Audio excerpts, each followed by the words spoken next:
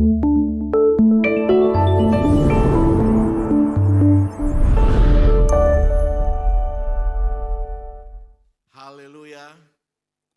Haleluya.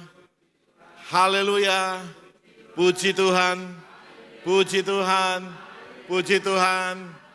Masih ada yang belum katakan puji Tuhan. Haleluya. Haleluya.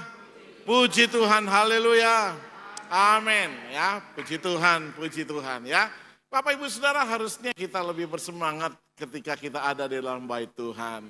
Mengapa? Karena sejak hari Senin Bapak Ibu sampai hari ini Tuhan sudah tuntun.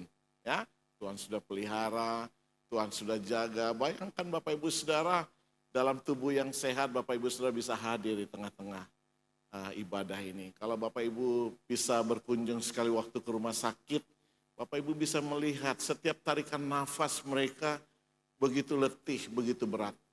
Dan saya juga pernah alami ketika saya divonis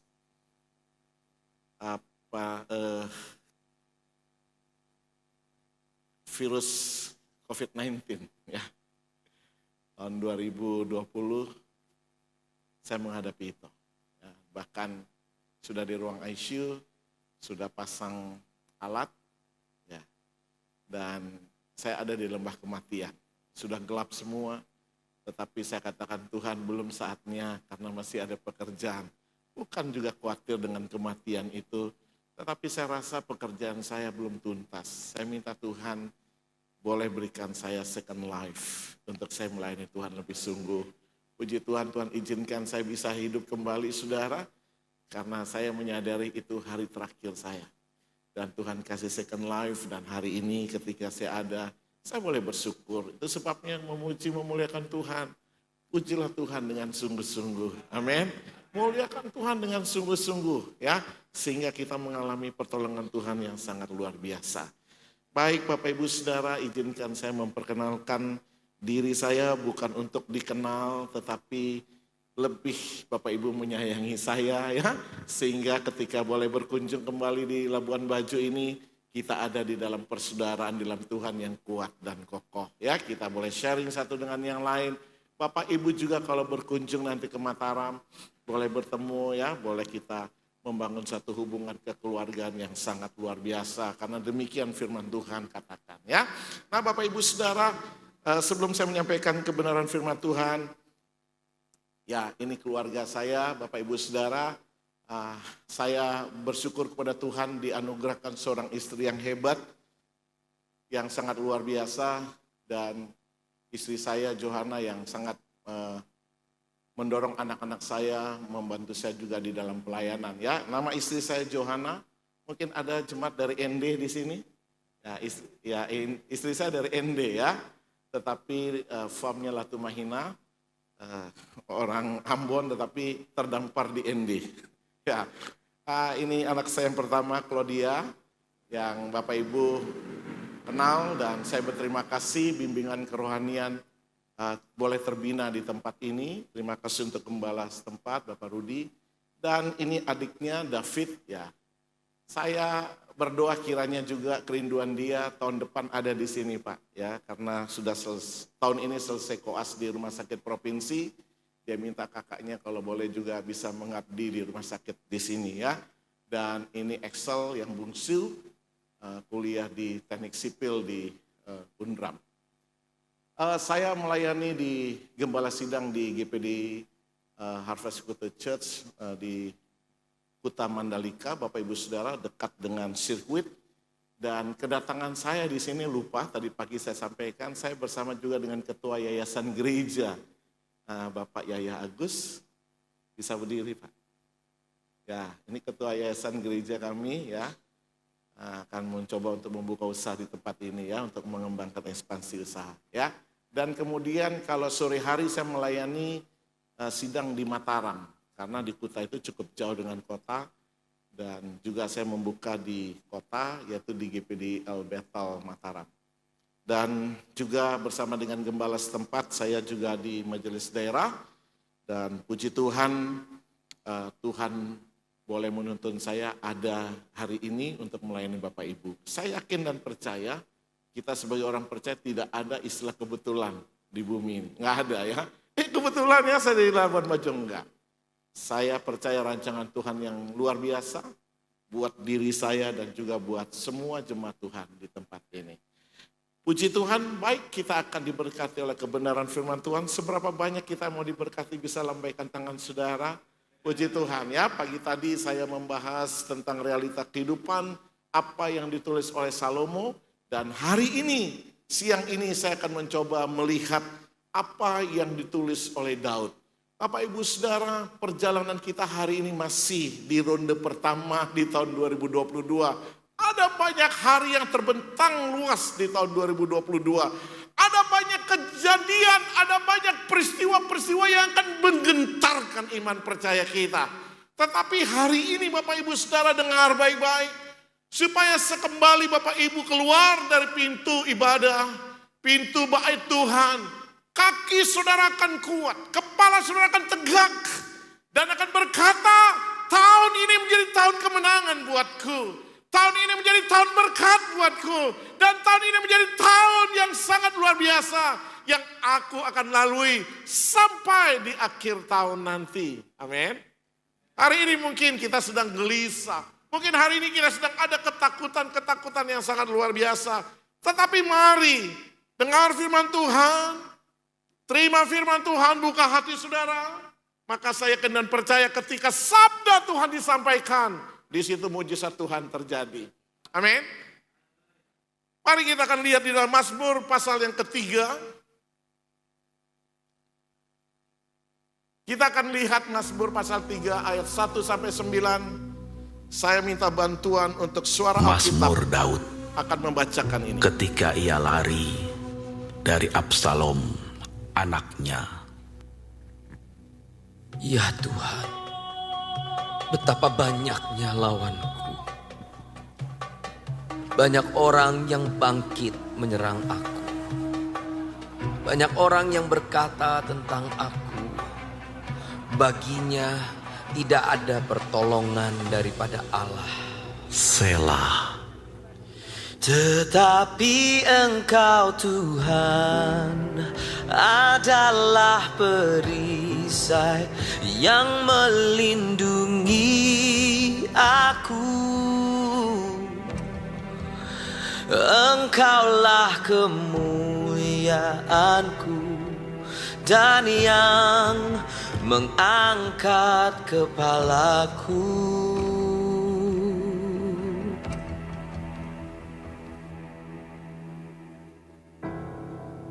Dengan nyaring aku berseru kepada Tuhan, dan Ia menjawab aku dari gunungnya yang kudus. Selah. Aku membaringkan diri, lalu tidur. Aku bangun, sebab Tuhan menopang aku.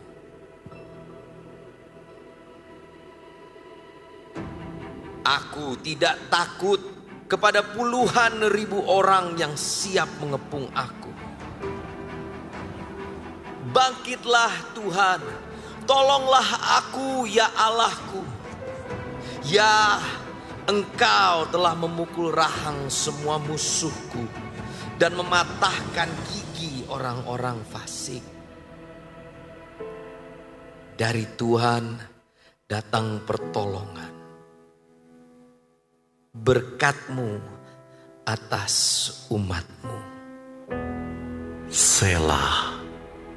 Puji Tuhan, kita sudah membaca dan kita sudah mendengar sabda firman Tuhan di dalam suara, di dalam ayat 1 sampai yang ke-9.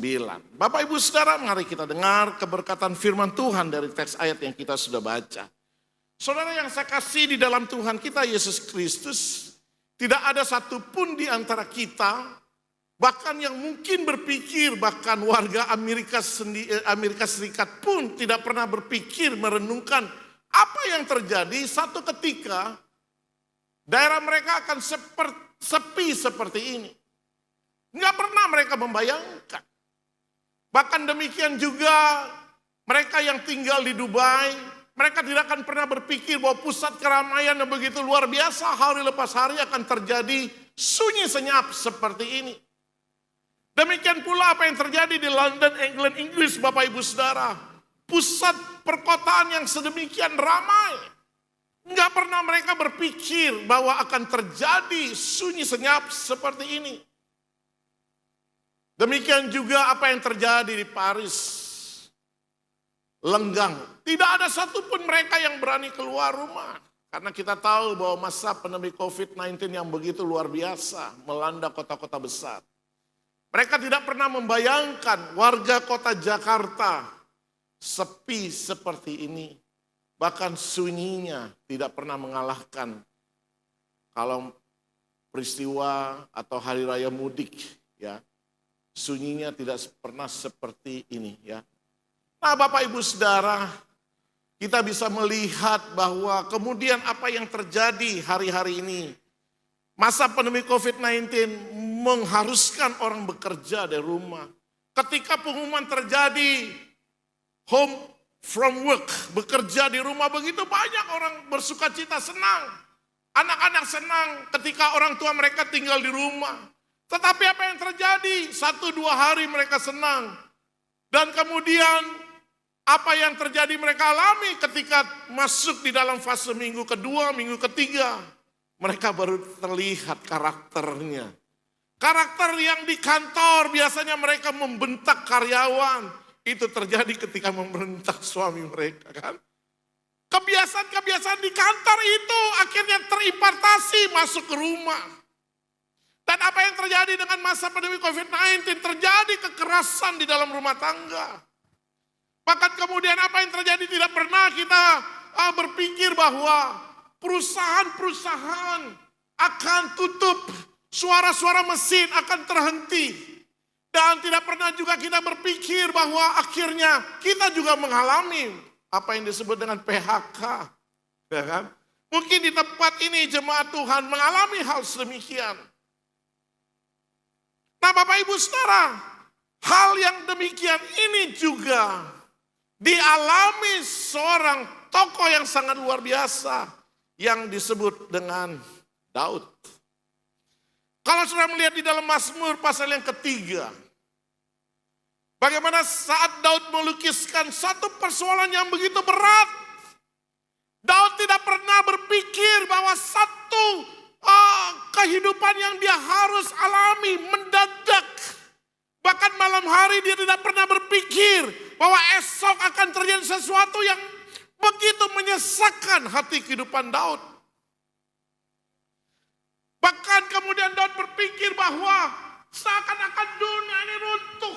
Kegelapan yang sangat pekat dia harus alami. Bagaimana mungkin seorang Daud pernah berpikir dia akan lari dari istananya. Bukan karena dia di PHK, tetapi dia akan menjadi seorang buronan. Kenapa? Karena dia telah mengalami apa yang disebut dengan kudeta pemerintahan yang dilakukan oleh anaknya sendiri, yaitu Absalom. Pernahkah Daud berpikir itu? Enggak pernah.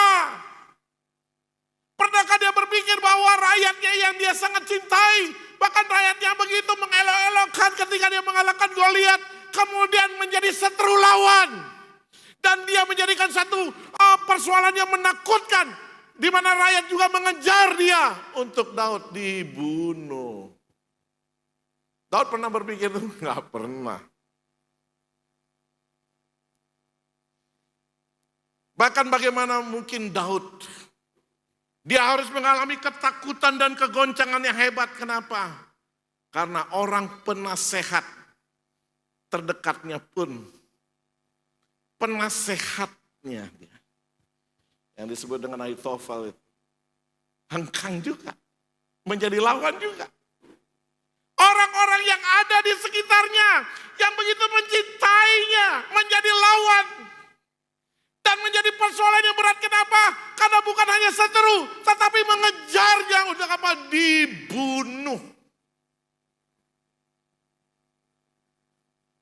Oh, gelaplah masa depan Daud. Ketakutan yang amat sangat. Kenapa? Karena justru yang ingin membunuhnya adalah anaknya sendiri. Anaknya yang dibesarkan, anaknya yang dikasihinya, anaknya waktu kecil yang diajarkan cara memegang tombak, cara bagaimana melawan musuh, dan apa yang diajarkan sejak kecil, tombak, pedang itu mengarah kepada dirinya. Saudara bisa bayangkan itu? Halo? Ya. Anaknya sendiri.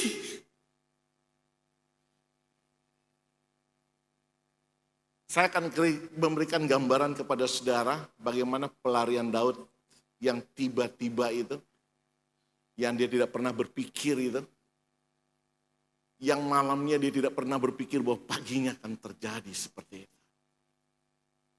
Coba kita lihat di dalam 2 Samuel pasal yang ke-15 ayat yang ke-30, demikian firman Tuhan. Daud mendaki Bukit Zaitun sambil menangis.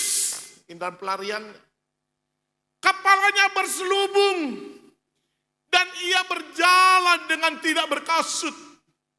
Juga seluruh rakyat yang bersama-sama dengan dia masing-masing berselubung kepalanya dan mereka mendaki sambil menangis. Saudara, ketika Daud mengalami kudeta dari anaknya, dia lari. Dan ini ayat mengatakan tanpa kasut. Saudara bisa tangkap ini kan? Mengalami ketakutan yang luar biasa. Apa yang ada dalam dirinya itu yang dia mau lari. Sampai dia lupa pakai kasut. Tangkap ini dulu. Dia tidak dapat menyelamatkan, dia tidak dapat mengambil senjata, dia tidak dapat mengumpulkan orang-orang yang dia kasih, bahkan orang-orang yang dia percaya. Enggak, dia lari. Bahkan sebelum sampai ke Bukit Zaitun ini, ada sungai Kidron yang dia harus lewati. Dan dengar baik-baik, teks ini menuliskan dia tanpa kasut. Artinya apa? Teks ini menjelaskan kepada kita, dia tidak punya apa-apa lagi ketika dia lari. Bahkan dikatakan dia sambil menangis. Kenapa dia menangis? Iya jelas, karena dia sudah menghadapi masa depan yang gelap. Dia ada kekecewaan, dia ada sakit hati. Mengapa adaku harus mengejar aku untuk membunuh? Mengapa justru adaku yang menjadi melakukan kudeta terhadap pemerintahanku? Adaku yang kukasih, adaku yang kudidik, adaku yang kuajar. Aku gagal sebagai orang tua. Haleluya. Bahkan dikatakan di sini kepalanya berselubung. Ya. Menunjukkan apa? Dia malu bahwa masalah rumah tangganya sekarang menjadi masalah negara. Dia malu persoalannya menjadi viral di negaranya. Betapa dia malu, dia nangis, dia kecewa. Aku gagal, aku gagal, aku gagal.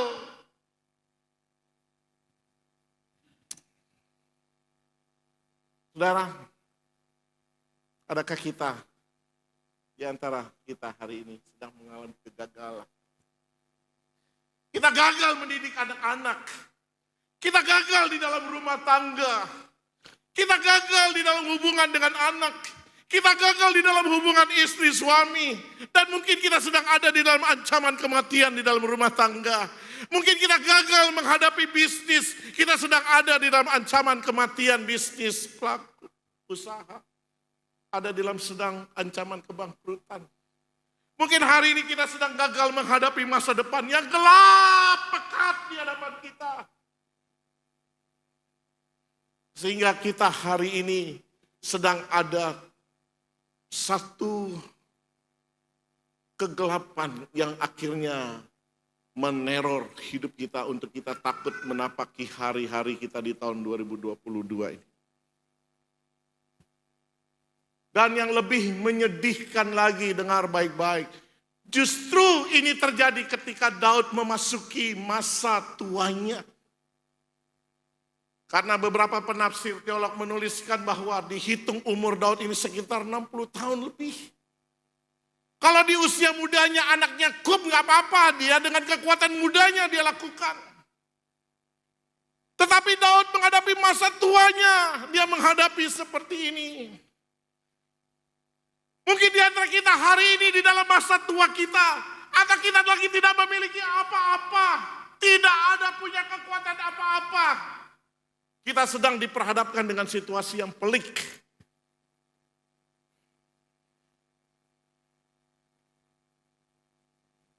Haleluya. Bahkan dengar baik-baik, mungkin hari ini kita sedang ada kekecewaan. Kita sedang ada sakit hati. Dan itu sedang kita simpan. Kenapa seperti Daud dia menangis? Dia melewati sungai Kidron. Dia naik ke bukit Zaitun. Sambil dia menangis, dia jelas dia kecewa. Dia kecewa. Kenapa? Karena orang-orang yang ada di dekat dia, orang-orang di ring satunya, orang-orang yang dikasihinya justru membuat dirinya kecewa. Hari ini mungkin istrimu mengecewakan engkau, para suami. Atau dengar baik-baik ibu-ibu, mungkin engkau sedang dikecewakan dengan suamimu hari-hari ini. Mungkin engkau orang tua, engkau sedang dikecewakan oleh anak-anakmu. Kita semua mungkin hari ini sedang kecewa, kita sakit hati. Dan mungkin hari ini engkau sedang memupuk itu. Dan mungkin hari ini engkau sulit melepaskan pengampunan. Kenapa? Karena engkau sedang kecewa.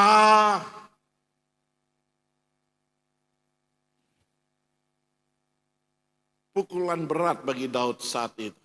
Dan ini dituliskan. Hari ini mungkin juga kita sedang menghadapi pukulan berat itu. Tiba-tiba datang. Menghantam. Tetapi yang menarik. Satu pertanyaan yang kita lihat di dalam Mazmur pasal yang ketiga. Adakah Daud berkata, adakah hari esok untukku Tuhan? Ataukah mungkin Daud berkata, udahlah Tuhan, engkau tidak mampu menolong aku. Adakah Daud menulis, cabutlah nyawaku Tuhan. Di Mazmur 3 itu yang kita dengar tadi.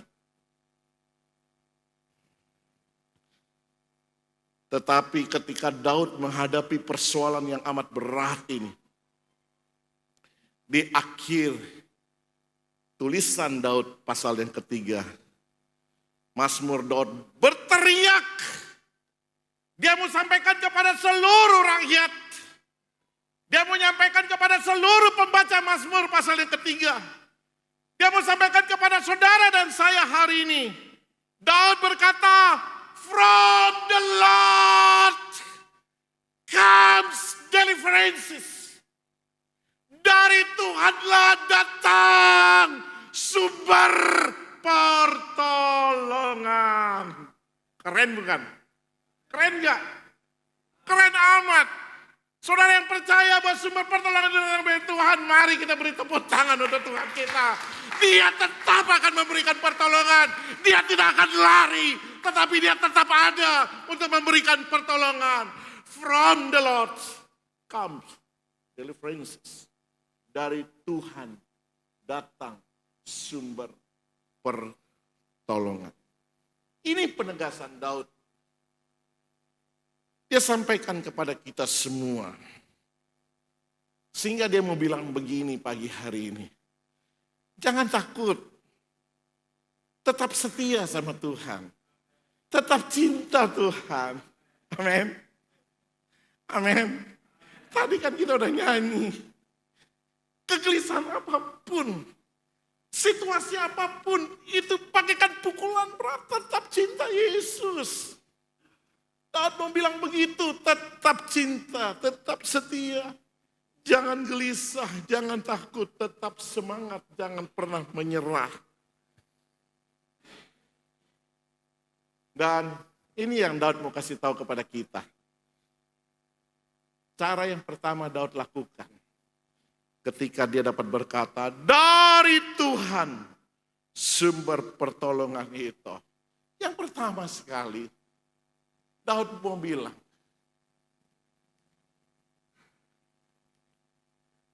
datanglah kepada Tuhan di dalam doa. ayat yang keempat ya tadi ya kita udah dengar. Saudara mungkin pasti bilang begini sama saya. Saya bisa menebak. Pasti doa. Gitu kan. Gembala setempat juga di sini, pasti kalau jemaat datang. Kalau ngadapin situasi pelik apapun, pasti gembala jemaat bilang, gembala setempat Bapak Rudi, berdoa. Gitu kan. Kalau saudara datang juga kepada hamba Tuhan, pasti juga dibilang berdoa. Bukan berarti tidak ada jalan lain, saudara. Tetapi firman Tuhan itu mau bilang begini, jangan sekali-kali remehkan doa. Amin. Haleluya. Jangan sekali-kali kita bisa meremehkan doa itu. Karena doa itu sebuah pengakuan kepada Allah bahwa kita ini makhluk yang rentan, yang mudah rapuh. Tadi pagi udah kita bahas kan. Yang dikatakan kita ini bagaikan bunga rumput. Sehingga ada persoalan sedikit pun iman kita tergoncang. Yang sedikit ada persoalan pun kita mudah untuk lari dari gereja. Yang sedikit ada persoalan pun kita akan lari dari pelayanan. Kenapa? Karena ini Tuhan tahu kita ini hidup kita ini rapuh. Tadi pagi udah. Nah itu sebabnya doa datang kepada Tuhan.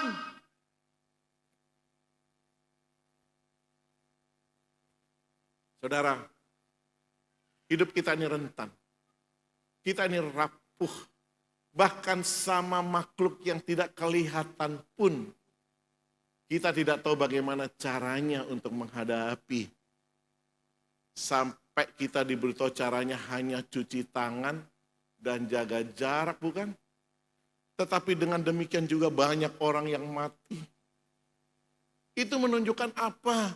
Itu menunjukkan kita ini rentan. Selangkah di depan kita ini kematian yang mengerikan. Haleluya. Kepandaian manusia itu di hadapan Allah seperti hikmat yang bodoh. Itu sebabnya Tuhan mau umatnya itu datang kepada Tuhan di dalam doa. Berseru datang kepada Bapa. Bapa, ini aku anakmu. Seperti Daud. Doa itu melukiskan kita ini tak berdaya apa-apa. Doa itu melukiskan juga bahwa Allah harus segera datang. Doa itu juga berkata bahwa Tuhanlah itu sumber pertolonganku. Jadi, Daud mau bilang begini, kalau kita mau berkata dari Tuhan, datangnya sumber pertolongan, maka cara yang pertama, berdoa, datang, berdoa kepada Tuhan. Ketika sudah datang berdoa, saudara sedang menunjukkan di depan Tuhan, kita tidak mampu berbuat apa-apa. Coba saudara lihat di dalam Mazmur pasal yang ketiga, ayat yang kedua dan yang ketiga.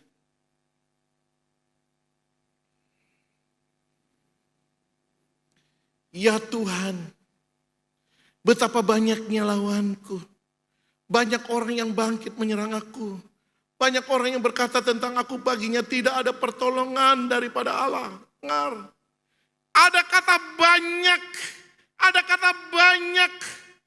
Kata banyak itu teks ayat yang kita baca mau beritahu kepada kita. Ada persoalan yang Daud hadapi. Ada begitu banyak lawanku. Ada begitu banyak persoalan-persoalan. Haleluya. Siapa lawan kita hari ini? Ada begitu banyak persoalan di depanku. Tetapi Daud mau menunjukkan gini. Dia sebagai anak. Dia datang kepada bapaknya. Amin. Amin. Amin. Yang setuju mau katakan amin. Belum semua yang setuju katakan amin. Yuk gemar kita berdoa. Amin. Gemar ya. kita datang kepada Tuhan. Saudara, jangan andalkan kekuatan manusia. Andalkan kekuatan Tuhan, datang berlutut di bawah kakinya. Berserah berlutut. Saudara mungkin belum pernah bertiarap di hadapan Tuhan. Hanya berlutut saja. Haleluya. Bagaimana ketika Yesus dihadapkan dengan satu peristiwa salib. Penulis Markus menuliskan bukan dia berlutut, dia tiarap di hadapan Bapaknya. Sekiranya boleh. Haleluya. Menuliskan itu sampai titik-titik keringatnya jadi darah, bukan? Dia datang tiarap di hadapan Bapa. Seorang anak butuh kekuatan Bapa. Hari ini mari Bapak Ibu, seberat apapun itu, kita minta Tuhan yang akan menyelesaikan. Itu sebabnya Mazmur Daud mau bilang, Mazmur pasal yang 120, pasal 123, pasal 130, dia menuliskan di tengah kesesakan dia datang berdoa.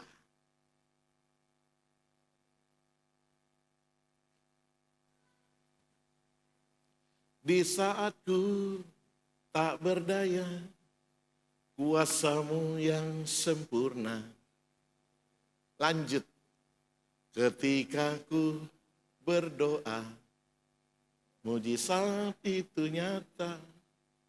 Ya, kalau kita lanjutin nanti nggak selesai firman Tuhan.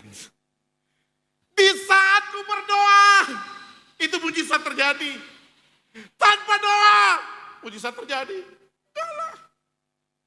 Bahkan dikatakan di saat aku tak berdaya.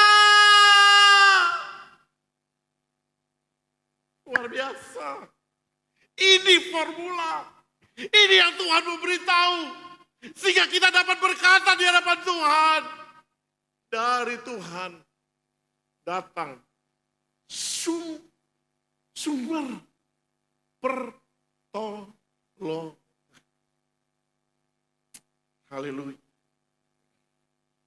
Hari ini Bapak Ibu Saudara, saatnya kita tidak lagi meremehkan tentang doa. Kenapa? Karena mujizat terjadi ketika kita berdoa di hadapan Tuhan. Apapun situasi hari ini, buka hati kita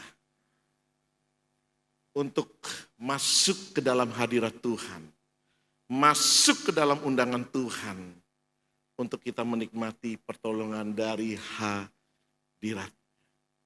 Yohanes pasal 15 ayat yang kelima udah bilang bahwa ya, sebab di luar aku kamu tidak dapat berbuat apa-apa. Kita butuh Tuhan. Kita perlu Tuhan.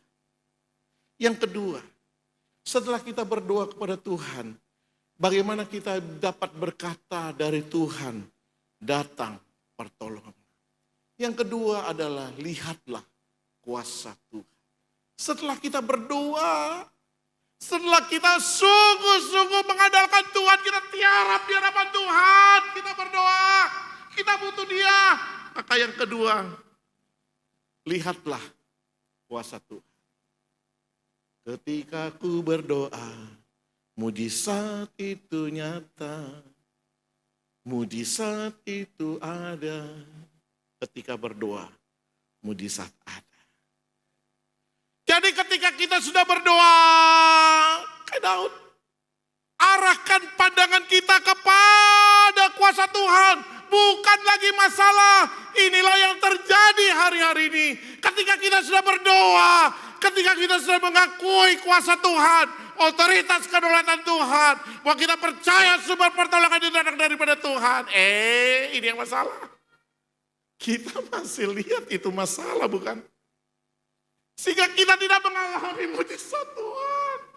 Kita sedang mengalihkan perhatian kita sejenak hanya di dalam doa. Tetapi ketika kita berdoa dalam nama Tuhan Yesus, mujizat Tuhan terjadi. Amin. Tahunya setelah bilang amin, perhatian kita kembali kepada mana? Kepada masalah. Daud tidak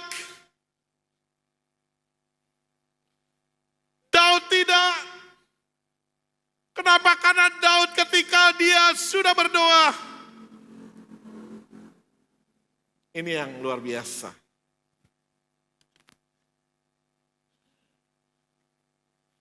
Di dalam ayat yang keempat. Tadi kita udah baca ayat 2 dan 3 ya.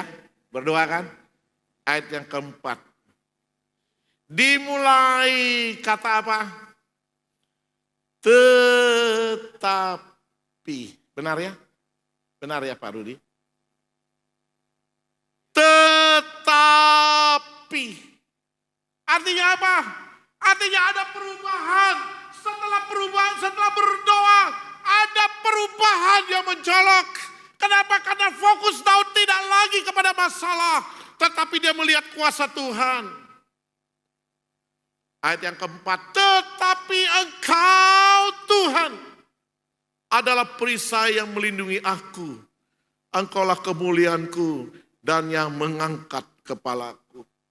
Mari Bapak Ibu Saudara, pagi hari ini, kalau engkau hari ini belum mengalami mujizat Tuhan, mungkin persoalannya di sini, engkau sudah berdoa, tetapi ketika engkau menyelesaikan doamu, bukan fokus masalahnya sekarang kepada Tuhan, tetapi engkau tetap fokus kepada masalah. Tetapi ayat yang keempat ini, lihat sikap ayat 2 dan 3 ketika Daud berdoa. Dia selesai, ayat yang keempat masuk. Fokus masalahnya tidak lagi dia lihat masalah, tetapi fokusnya kepada Tuhan. Tuhan adalah perisaiku. Amin. Tuhan yang melindungiku. Haleluya. Hari ini Bapak Ibu Saudara, dampak COVID masih ada. Dampaknya sangat luar biasa apa? Pilar-pilar ekonomi masih belum bergerak. Pertumbuhan masih lambat. Mungkin hari ini engkau sedang menghadapi situasi yang seperti ini. Tetapi dengar baik-baik. Fokus Daud tetap kepada Allah yang luar biasa itu, yang sanggup akan menolong. Coba saudara lihat di dalam teks ayat yang keempat, dia bilang, Tuhan adalah perisai yang melindungiku. Perisai itu hadapannya muka dengan muka. Perisai itu tidak menghadap ke belakang. Perisai itu apa musuh yang ada di hadapan depan, itu perisai. Tetapi kemampuan Daud melihat, mata rohaninya tajam melihat bahwa ketika tinggal di dalam perisai Allah, maka perisai itu sanggup melindungi dari yang sangat mustahil bagiku. Tidak ada mustahil bagi Tuhan. Itu perisai Allah. Amin. Kerap kali kan kalau kita menghadap perisai itu apa yang di hadapan kita. Itu cara berpikir kita. Tetapi Daud beda. Dia melihat dengan mata rohani yang jauh ke depan. Bahwa kuasa Allah itu perisai sanggup melindungi seluruh kehidupan. Haleluya. Mari Bapak Ibu Saudara, mata rohani kita butuh hari ini untuk kita lihat jauh ke depan. Melihat kuasa Tuhan itu. Haleluya. Kalau sudah lihat di dalam ayat yang ke-7, realitas Daud bukan mengabaikan musuh. Ayat yang ke-7 kalau sudah lihat di situ, jelas sekali bahwa ada begitu banyak musuh-musuh Daud. Ada begitu banyak yang bangkit melawan dia. Tetapi Daud tetap meyakinkan bahwa perisainya melingkupi kehidupan Daud. Bahkan dikatakan musuh begitu mengepung Bukit Zaitun puluhan ribu. Saudara, mata rohani itu bisa celik untuk melihat keajaiban Tuhan ketika dimulai dengan doa. Amin. Amin. Amin. Kalau saudara nggak berdoa, mata rohani nggak bisa terbuka untuk bisa sanggup melihat keajaiban Tuhan. Saudara lihat bagaimana bujang Elisa ketika begitu tentara-tentara mengepung kemah. Dia menghadapi ketakutan yang luar biasa. Tetapi Elisa melihat, disuruh buka mata rohani, maka dilihat ada begitu malaikat tentara-tentara api, kuda-kuda api, melebihi daripada musuh. Saudara bisa lihat kan hubungan Elisa sama Tuhan. Nah seperti itu. Kalau kita membangun hubungan seperti itu, maka kita dapat berkata, dengar baik-baik, dari Tuhan datang sumber pertolongan. Bangun pengenalan sama Tuhan melalui doa. Mata rohani kita akan jauh melihat ke depan. Bahwa Tuhan sanggup melakukan perkara yang melampaui doa kita. Dan juga melampaui pikiran-pikiran kita.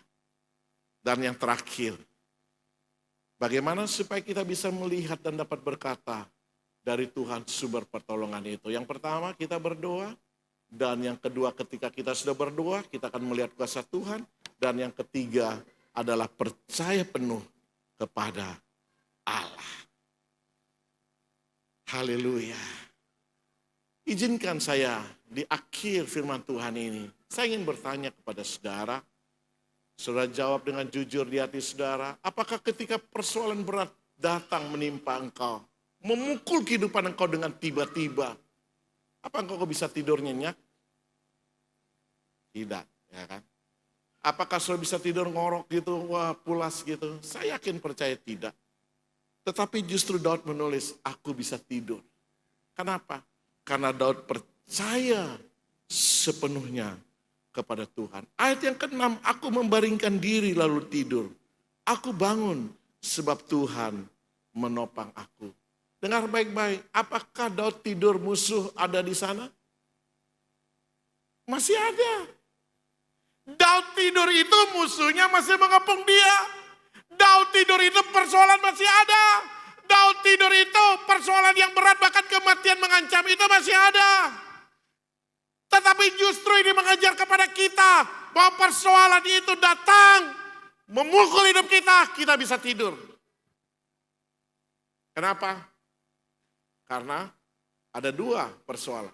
Kalau kita bisa tidur, persoalan berat ada di depan kita. Yang pertama, kita memang orang gila yang tidak sadar dengan persoalan berat ada. Begitu kan? Betul kan? Dan yang kedua, kita adalah orang-orang yang percaya sepenuhnya kepada Tuhan. Bahwa tangan Tuhan yang menopang hidup kita. Pilihannya di mana? Pilihannya tentu dua. Kita bukan orang gila yang pasrah. Tetapi justru kita percaya sepenuhnya kepada kedaulatan Tuhan. Tangan Tuhan menopang kuat atas hidup kita. Hari ini Bapak Ibu Saudara, apakah kita masih harus takut menghadapi tahun 2022? Mungkin hari ini kita sedang ada di dalam kesesakan itu. Mungkin hari ini kita sedang tidak bermimpi bahwa kita sedang ada di dalam satu kesulitan yang merenggut hidup kita. Yang merenggut damai sejahtera kita. Yang mengambil damai sejahtera kita. Sehingga kita tunduk lesu. Kita menjadi orang yang takut gelisah. Ya mungkin karena tidak enak saja ke gereja hari Minggu. Muka kita buat gembira tetapi hati kita sedang menangis. Hari ini dengar firman Tuhan. Engkau dapat berkata dari Tuhan datang sumber pertolongan. Itu kita bisa alami ketika kita berdoa. Ketika kita percaya mujizat Tuhan ada. Dan yang kita meletakkan kepercayaan kita sepenuhnya kepada Tuhan. Tuhan Yesus memberkati. Mari saya jemput jemaat Tuhan untuk kita berdoa. Kita menaikkan pujian, tak usah ku takut, Allah menjagaku. Tak usah ku bimbang, Yesus pelihara. Haleluya. Amin. Puji Tuhan. Jemaat Tuhan, mari saya jemput kita berdiri sembari musik. Mempersiapkan, singer mempersiapkan. Saya beri waktu saudara untuk mengambil satu teduh di hadapan Tuhan. Dan singer menaikkan pujian ini. Tak usah ku takut, Allah menjagaku. Yesus. Yesus engkau baik. Engkau Allah El Shaddai bagi kami. Engkau Allah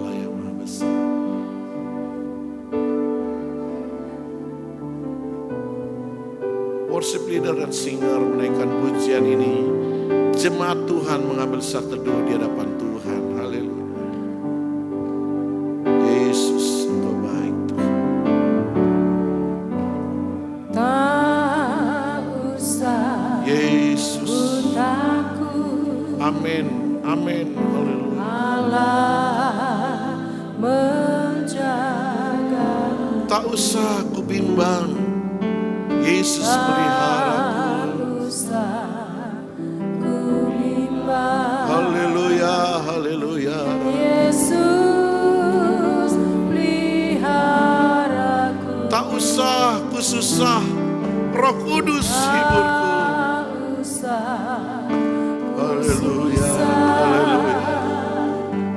Roh Kudus Yesus, Yesus. hibur. Lawat umat-Mu Tuhan, lawat umat-Mu.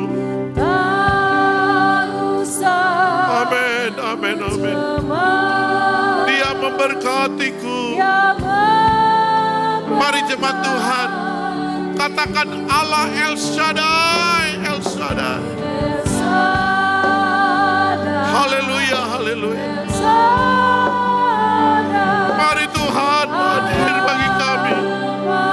Roh Kudus lawat umat-Mu yang mengalami ketakutan, kegelisahan, yang sedang direnggut damai sejahtera, sukacita mereka Tuhan. Lawat, pulihkan, jamah Tuhan oleh kuasa-Mu. Dalam nama Tuhan Yesus. Dalam nama Tuhan Yesus. Kuatkan, teguhkan. Amin. Sehingga kami dapat berkata dari Tuhan, sumber pertolongan itu datang. Terima kasih firman-Mu Tuhan.